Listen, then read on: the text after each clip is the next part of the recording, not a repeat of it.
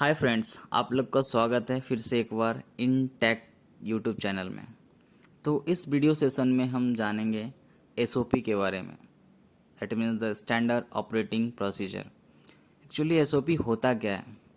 किसी भी manufacturing unit या किसी भी कंपनी का ये क्या होता है, एक बैकबोन होता है। चाहे वो ऑटोमोबाइल्स कंपनी हो, चाहे वो फार्मास्यूटिकल इंडस्ट्री हो, चाहे वो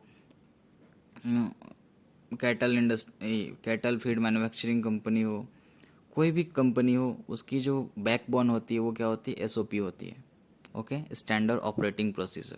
तो इसका जो मैन डेफिनेशन होता है, standard operating procedure is a set of written instruction, okay, that can describe how to perform a task और एक्टिविटी। क्या होता है? एक रिटन इंस्ट्रक्शन होता है जो जिसके अंदर डिस्क्राइब होता है किसी भी एक्टिविटी या परफॉर्म, जो भी करना है काम, उसका सारा रिटन लिखा हुआ होता है कि वो काम कैसे करना है। ओके, तो इसके कुछ पार्ट्स होते हैं। जैसे कोई भी कुछ भी चीज़ें लिखते हैं, जैसे एप्लीकेशन लिखते हैं, उसके भी कुछ पार्ट्स होते हैं। तो उस तरह एसओपी के भी बहुत सारे पार्ट्स होते हैं कि ये चीज़ें उसमें होनी चाहिए। जैसे कि ऑब्जेक्टिव, या उसको हम पर्पस भी बोलते हैं। ऑब्जेक्टिव दैट मीन्स द वो एसओपी किस पर्पस के लिए बनाई जा रही है। Okay, and scope, scope that is the वो क्या क्या इसके अंदर मेंशन होगा, जो मेजर चीज़ें होती हैं। Okay, and responsibility, responsible that is the कौन कौन से पर्सन है जो इसको फॉलो करेंगे, जो इसको गाइड मतलब रिस्पॉन्सिबल होंगे इसके इसके जरिए काम करने के लिए, वो सारे person. Okay, and accountability, accountability that means the वो पर्सन इसके अंदर आते हैं जो कि दैट मीन्स द कोई प्रॉब्लम्स हो, चाहे वो रिस्पॉन्सिबल पर्सन से, तो वो उसको क्या करे, गाइड करे। ओके, या उसमें कोई प्रॉब्लम्स हो एसओपी के अंदर, तो वो एक्शन ले उसको सही करने का। एंड नेक्स्ट आता है reference. Reference, this is the major part है। कोई भी फार्मा इंडस्ट्री या कोई भी एफएमसीजी कंपनी होती है जो खाने की चीज़ें बनाती है, तो वो कुछ भी चीज़ें ऐसे नहीं लिख सकते हैं अपने मन से, कोई नहीं लिख सकता है। उसके के लिए एक गाइडलाइन बनी हुई है। हर एक कंपनी की अपनी अपनी एक गाइडलाइन होती है। उस गाइडलाइन के हिसाब से ही हमको काम करना होता है। कुछ वेंडर गाइडलाइन, सॉरी, कुछ कस्टमर गाइडलाइन डिसाइड करते हैं, और हमारे कंट्री की भी गाइडलाइंस बनी हुई है। तो उस जो हम लिखे होते हैं कुछ भी चीज़ें, उस नीचे हमको लिखना पड़ता है रेफरेंस फ्रॉम दैट। ओके, वो कहाँ से मैंने रेफरेंस लिया है। चाहे वो इंडियन फार्माकोपिया का हो सकता है, यूएस फार्माकोपिया का हो सकता है, एफडीए की गाइडलाइन हो सकती है, आईसीएच की गाइडलाइन हो सकती है। ओके, एंड नेक्स्ट आता है टास्क इंस्ट्रक्शन, जिसको बोलते हैं प्रोसीजर। तो इस एसओपी का सारे मेन पार्ट्स होते हैं, लेकिन ये बेसिक मेन पार्ट होता है क्योंकि इसमें सारे प्रोसीजर लिखे होते हैं कि कोई भी काम हम कैसे करेंगे। ओके, सारे स्टेप टू स्टेप सारे इंस्ट्रक्शन लिखे होते हैं।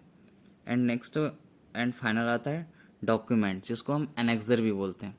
डॉक्यूमेंट दैट इज़ द वो पार्ट होता है जिसमें जब हम काम कर रहे होते हैं, उसमें हमें नोट करना होता है कि आज डेट ये है, टाइमिंग ये है, मैंने ये काम किया। ये काम करने में जो भी इक्विपमेंट यूज हुए, उसकी जो भी पैरामीटर्स हैं, जैसे टेम्परेचर, टाइमिंग, ह्यूमिडिटी, ये सारे चीज़ उसमें लिखने होते हैं। ओके, तो आई थिंक हमको लगता है आप लोग को समझ में आ गया होगा कि पार्ट ऑफ एसओपी क्या है। ठीक है, एंड नेक्स्ट हम देखेंगे benefit of right E sorry benefit of SOP. तो यह कह सकते हैं इम्पोर्टेंस ऑफ एसओपी। एसओपी के क्या क्या फ़ायदे हैं। फर्स्ट है इसका प्रोड्यूस ए रिलायबल रिजल्ट। अगर हमारे पास रिटर्न इंस्ट्रक्शन है, चाहे वो राम आए या श्याम आए या घनश्याम आए, वो कोई बंदा आएगा तो वो एसओपी में देखेगा क्या क्या लिखा हुआ है, और वो फटाफट काम कर सकता है, जिससे हमारा क्या होगा, रिलायबल रिजल्ट आएगा। ओके, एंड नेक्स्ट आता है improve employ training and management. Okay, इससे क्या होगा कि एम्प्लॉय को ट्रेनिंग देना भी आसान हो जाएगा, और उसकी ट्रेनिंग में जो है काम करने की जो तरीके हैं, और ट्रेनिंग में बहुत तेज़ी से इम्प्रूवमेंट आएगा। ओके, और हमको ट्रेनिंग करने के लिए ज़्यादा मैनेजमेंट की भी ज़रूरत नहीं पड़ेगी।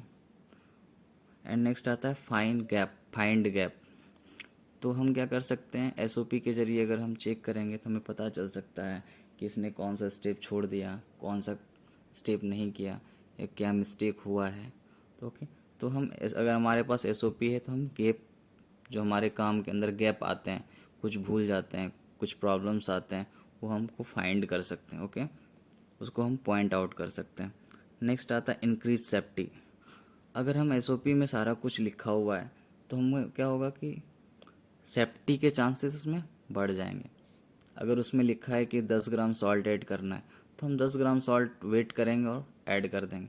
ओके, लेकिन अगर उसमें लिखा हुआ नहीं रहेगा तो कोई राम आएगा तो 10 ग्राम डाल देगा, घनश्याम आएगा तो 15 ग्राम डाल देगा, और कोई तीसरा आएगा तो 2 ग्राम डाल देगा। इससे जो हमारा फाइनल प्रोडक्ट बनेगा उस पर क्या होगा, बहुत ही ज़्यादा इम्पैक्ट पड़ेगा, और वो बिल्कुल उसके अंदर क्वालिटी नहीं होगी। ओके, नेक्स्ट है क्या है, इम्प्रूव इफ़िशियंसी। जब हम एसओपी के थ्रू काम करेंगे तो उसकी क्या होगी, इफ़िशियंसी भी बहुत ही सही रहेगी।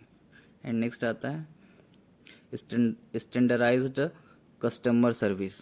तो हम कस्टमर की जो नीड होगी, कोई भी कस्टमर का जो भी नीड होगा, जो उसके स्टैंडर्ड होंगे, उसको हम फुलफिल कर पाएंगे। तो ये सारे एसओपी के कुछ पार्ट्स थे और कुछ फ़ायदे थे। तो आई थिंक आपको समझ में आ गया होगा कि एसओपी होता क्या है। Okay, thank you. एंड इसके बाद भी अगर कोई प्रॉब्लम हो तो आप कमेंट करके हमें बता सकते हैं। And thank you.